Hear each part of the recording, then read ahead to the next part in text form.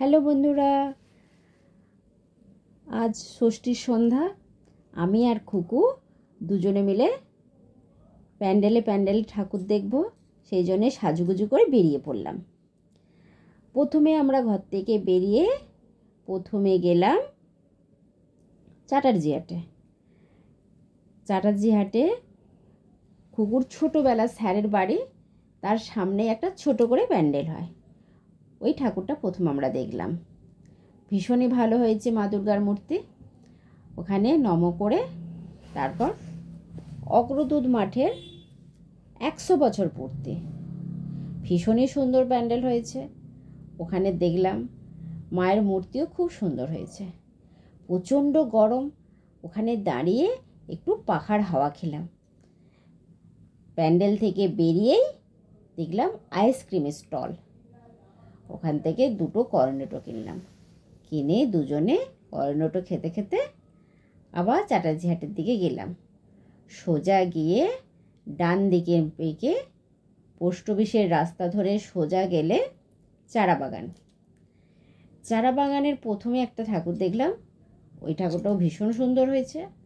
ওখান থেকে বেরিয়ে আরও কিছুটা হাঁটলে বাঁ দিকের গলির মধ্যে কৃষ্ণনগরের ঠাকুর। এই ঠাকুরটা খুব সুন্দর, আমরা ছোটোবেলা থেকে এই ঠাকুরটাও দেখে এসেছি। ঠাকুর দেখা হলো, ওখান থেকে আবার বেরিয়ে সোজা হাঁটতে হাঁটতে আবার একটা ঠাকুর দেখতে পেলাম, সেটাও কৃষ্ণনগরের ঠাকুর। ওটাও ভীষণ ভালো ছিল। ওর সামনেই প্যান্ডেল থেকে বেরিয়ে রোলের দোকান, পরপর অনেকগুলো রোলের দোকানের স্টল। সেখান থেকে 2টো রোল কিনে দুজনে খেতে খেতে আবার এগিয়ে গেলাম। এগিয়ে যেতে যেতে হাজারহাট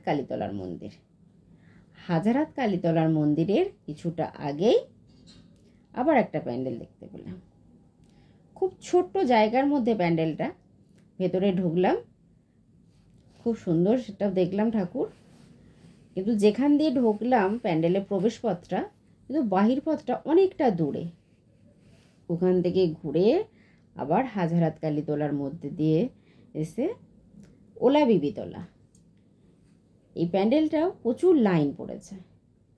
আমরা আধ ঘন্টা লাইনে দাঁড়িয়ে তারপর ঠাকুরটা দেখতে পেলাম। ওখান থেকে বেরিয়ে একটা টোটো দেখতে পেলাম, যেখানে টোটো 10 টাকা ভাড়া নেয়, সেই টোটো আজকে এক একজনের 50 টাকা ভাড়া নিল। ওখান থেকে টোটো করে বন্ধনে ব্যায়াম সমিতিতে গেলাম। ওখানে গিয়ে দেখলাম একটা আদর্শ গ্রন্থাগার, যেন মনে হলো একটা গ্রন্থাগারের মধ্যে আমরা এসে পৌঁছলাম। বাড়িটা খুবই সুন্দর। ভেতরে ঢুকলাম, প্রতিমা দর্শন করলাম, করে বেরিয়ে আবার একটা টোটো পেলাম। সেই টোটো আবার মাথা পিছু 100 টাকা করে হেঁকে বসলো। ওখান থেকে টোটোতে করে ষষ্ঠীতলায় এলাম। ষষ্ঠীতলায় 100 বছর পূর্তি, সারা রাস্তায় খুব সুন্দর আলো দিয়ে সাজিয়েছে, প্রত্যেকটা আলোই খুব সুন্দর।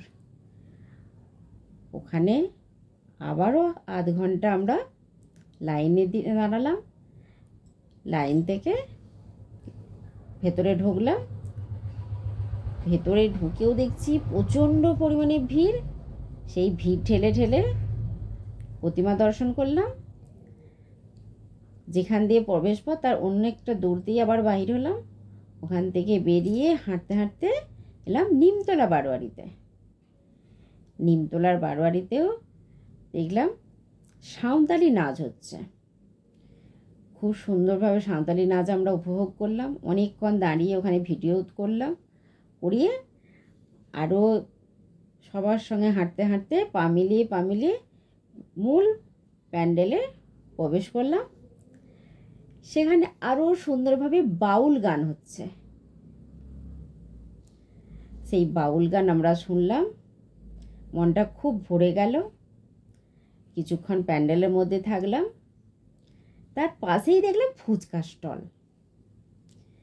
মন ভরে ফুচকা খেলাম। শুধু ফুচকা খেলে কি মন ভরে? তার পাশে পাপড়ি চাটও ছিল, সেই পাপড়ি চাটও আমরা খেলাম। তারপর তো পা দুটো আর ক্লান্তিতে অবশ হয়ে গেছে। তখন একটু বসে ওখানে বিশ্রাম নিলাম।